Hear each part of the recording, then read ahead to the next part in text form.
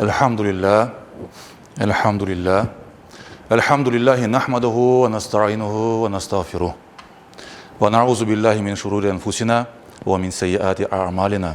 Men yehdihillahu fela mudille lehu ve men yudlil fela hadiye lehu. Neşhedü en la ilahe illallah vahdehu la şerike lehu ve neşhedü enne seyyidina Muhammeden abduhu ve habibuhu ve rasuluh. Amma ba'd. فَيَا عِبَادَ اللّٰهِ اتَّقُوا اللّٰهَ وَاطِيعُوهُ إِنَّ اللّٰهَ مَعَ الَّذ۪ينَ اتَّقَوْا وَالَّذ۪ينَ هُمْ مُحْسِنُونَ قال الله تعالى في كتابه الكريم أعوذ بالله من الشيطان الرجيم بسم الله الرحمن الرحيم وإذا جاءهم أمر من الأمن أو الخوف أذاعوا به ولو ردوه إلى الرسول وإلى أولي الأمر منهم لعلمه الذين يستنبطونه منهم ولولا فضل الله عليكم ورحمته لاتبعتم الشيطان إلا قليلا وفي آية أخرى وَلَنَبْلُوَنَّكُمْ بِشَيْءٍ مِنَ الْخَوْفِ وَالْجُوعِ وَنَقْصٍ مِنَ الْأَمْوَالِ وَالْأَنْفُسِ وَالثَّمَرَاتِ وَبَشِّرِ الصَّابِرِينَ Sadakallahul azim. Aziz ve muhterem Müslümanlar. Okuduğum ayet-i kerimede Allahu Teala şu şekilde buyuruyor. Olarga işanç ya da korkuga dair bir haber kelgeninen aman onu yayarlar. Halbuki onu Resulga yani peygamberge ya da aralarındaki emir sahibi, idareci, rehber, yolbaşçı olgan kimselerge alıp barsalar edi. Olarının arasından işinin iç yüzünü anlaganlar onun ne olganını bilir ediler. Allah'ın sizge lütfu ve rahmeti olmasaydı pek azınız istisna şeytanga uyup keter ediniz. Nisa suresi 83. ayet. Hürmetli cemaat, Kur'an-ı Kerim bizlerge hayatta farklı düşkenimiz vaziyetlerge yol göstericidir. Bizge nasıl usulen şu ya da bu vaziyette hareket etmek gerek olganımızı bizlerge öğreti. İşte onun için alimlerimiz ayta ki Kur'an-ı Kerim prensipler koya, kaidelerini bizlerge öğreti. Mına bunun bir tane misali de şimdi okuganım ayet-i kerimedir. Demek ki bir cemiyetke, bir cemaatka tiyişli olgan, olarga korku salgan ya da selametlik müjdelegen, yani kuvançlı ya da keder berici bir haber kelgende onu hemen yaymamak gerek. Ne yapmak gerek? O malumatının, haberinin esasını araştırmak gerek. Onu nasıl yapmağa mümkün? Yolbaşçılarga, özünüzün içinizden olgan idarecilerge, yolbaşçılarga bu işini alıp barınız diye Allahu Teala. Başta peygamberge, son yolbaşçılarga. Peygamber olmaganına göre konumuzda ikinci varyant geçerli. Peygamber Efendimizge elbet hadis-i şeriflerine müracaat edemiz. Ama bir haberinin aslını öğrenmek için ne için idarecige alıp barmak gerek? Çünkü onun imkanı daha ziyade. O mütehassıs kişilerge müracaat edip bu işin temelini öğrenmege ve son cemaatka doğru temelli bilgi vermege çaresi var. Öyle olmak gerek ki insanlar hem panikaga düşmesin hem de yanlış tarafka gitmesin, yanlış hareket yapmasın diye. Bu ayetin sonunda da Allahu Teala işte bunu vurgulamak için ayta, Allah'ın sizge lütfu ve rahmeti olmasaydı, Allahu Teala sizlerge bu şekilde nasıl hareket edeceğinizi anlatmagan olsaydı, pek azınız istisna şeytanga uyup keter ediniz dep ayta. Konumuzga kelgende ise biz elbet bir haber aytılgаны vakit mesuliyetli kişi, ответственность taşıgan kişi aytkanda o esassız şeyler aytmaz. Aytmamaga tırışır en azından. Çünkü onun bir hesabı vardır. O mütehassıs olmagan ya da belli bir iş başında olmagan bir insan dahi değildir. Çünkü evde oturup internetten malumat algan bir kişi tek özünden mesuliyetli. Maksimum korandasından mesuliyetli. Ama bir insana verilgen iş ne kadar mühim ise onun mesuliyeti de o kadar çok artar. Öyle ise biz bir hareketlerimizge temel yapacağımız bütün malumatlarını bir mutaxassis, spesialist olgan insanlardan almak gerekmiz ve ikinci bir mesuliyet taşıgan insanlardan almak gerekmiz. Kompetentli insanlardan almak gerek olganımızla alakalı istisnasız bir kaide var. Allahu Teala Kur'an-ı Kerim'de buyuruyor ki "Feskuru ehle zikrin kuntum la ta'lemun." Eğer siz bilmeseniz bilgenlerden soranız diye. Bu istisnasız bir kaidedir. Bütün sahalarda geçerlidir. Şimdiki bu hastalıkla alakalı meseleye kelgenimizde ise gene de çeşit türlü bilgiler yayılganını biz göremiz. Laf etemiz, Horantamızda, soy sop içinde, eş dostlarımızla gene de hem Kırım Tatar halkı içinde hem de başka milletler içinde de buna işanmayıp ya da böyle skeptiçki yaklaşkan kişiler var. Olabilir, olabilir. Ve lakin mütehassıslarının aytkan bir şeyi vardır ve onların teklif etken bazı çözüm yolları vardır. Bazı insanlar da diyorlar ki her şey Allahu Teala'dan geldi, onun için ne olsa olacak. Öyle olmayacak. Yani bu kader anlayışımız doğru olmak gerek. Bakınız, sizge bir hadis-i şerif okuyacağım. Usame bin Serik anlata. Bedevilerden birkaç insan geldi peygamberge dedi ki ya Resulallah biz hasta olsak tedavi olayık mı? Yani yakşı olmak için hareket etiyik mi? Peygamber Efendimiz dedi ki elbet tedavi olunuz mutlaka. İlaç içiniz, bilmem başka şeyler yapınız yakşı olmak için. Muhakkak ki Allah bir hastalık dışında her hastalıkның şifasını cibergendir diye. Şu kelgen adamlar solay diler ki ya Resulallah bu burada niye hastalık şifası olmagan nedir? O da diyor ki kartlık. Kartlıkның dışında demek ki her bir derdin bir devası vardır mutlaka.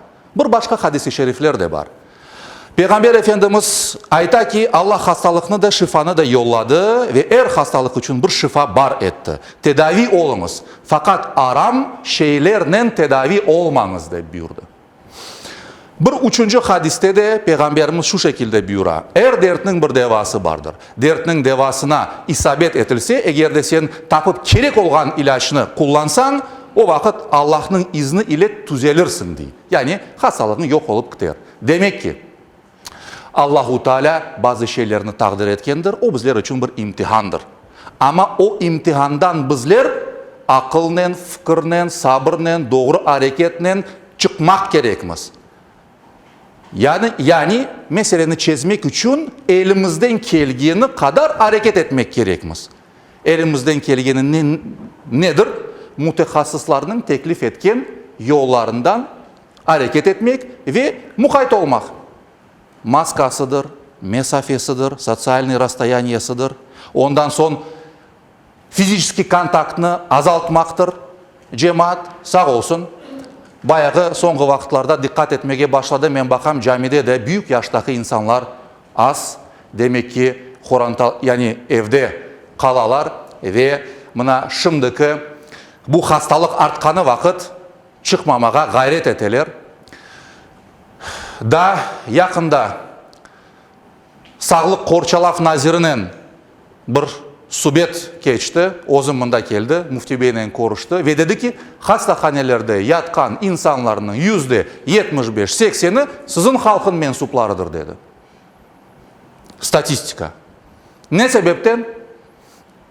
Çünkü bir parça boş kolluk yapamız cemaat. Çünkü toylar, ciyinlar, ondan son kucaklaşmalar, öpüşmeler ve ilahire bir parça biz bu işini cibere verdik. Ama şimdi hastalık artmakta. Ve yavaş yavaş en ziyade hasta olungan dekabr ayına doğru statistika geliyor. Başka farklı virüsün ştampları yayıla. Ve hasta olan insanlar daha yaş insanlar hasta ola. Ve hastalık daha ağır geçiyor. Ve siz bunu hepsini malumatlarını okuysunuz elbette ki. Öyleyse birbirimizge bir daha mukayyet ettik. Ve şu şekilde mütehassıslar değil ki bunu çözmeknin iki tane yolu var. Ya herkes evinde oturacak ya da vaksinasyon olacak. Kollektivni immunitet peyda etmek için %70 insanın kanında, içinde antivirus olacak. 30% o'zi hastalıkni keçirgeni için tabii olarak antivirusu peyda ola. %10'u şimdi vaksinatsiyadan geçti. %30'u da vaksinatsiyadan geçmeden bu hastahaneler dolu olacak ve devamlı 3. 4. 5. 6. valna devam edecek. Tamam mı? Bunu men sizge ne için arz etem? Düşünmeniz için arz etem. Bir daha bir düşünüp bakınız, pozitsiyanızı, hareketinizni. Bir daha bir bu malumatlarını birinci ağızdan sizge yetkizem ki siz de başkalarına bunu yetkizmeniz için. Elbet zordan güzellik olmaz. Ama yine de kaytarıp aytam. Mına şu %30 Kırım'da mütehassıslar değil ki 906 bin insan Kırım'da vaksinatsiyadan geçmesi bu devamlı maştablı bir hastalıklar devam edecek. Anlaşıldı? Onun için bu benim bergen malumatlarım ışığında yine de bir düşünmenizni men tavsiye etem. Bakara suresi 156. ayette Allah-u Teala şu şekilde buyuruyor.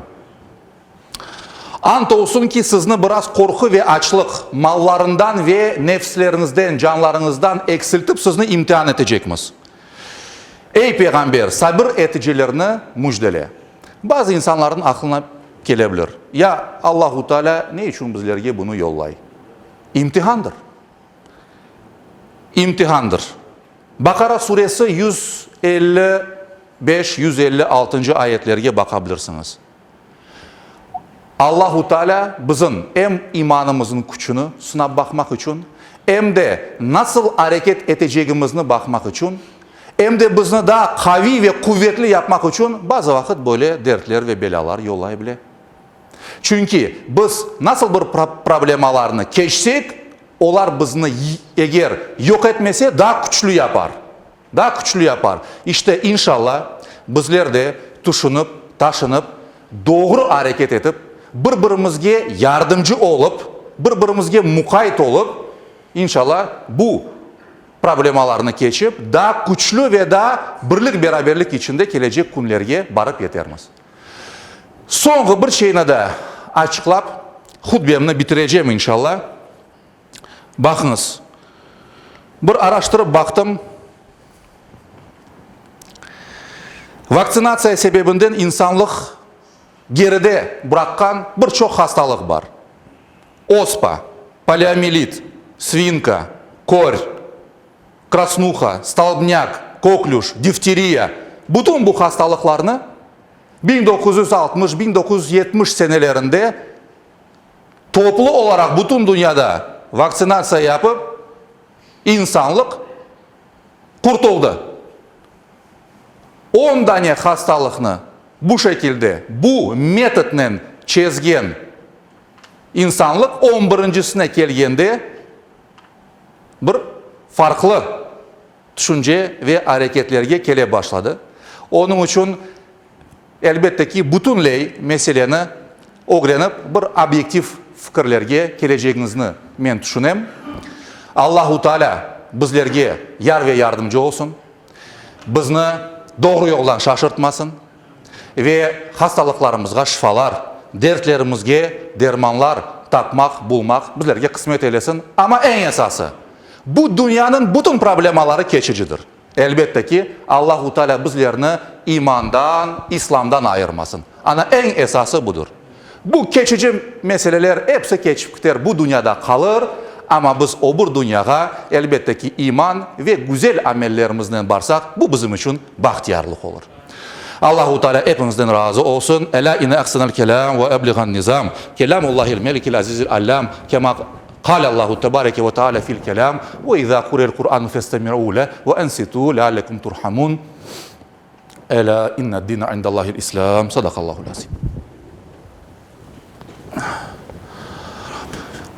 أنت خير الراحمين لا إله إلا أنت سبحانك برحمتك يا أرحم الراحمين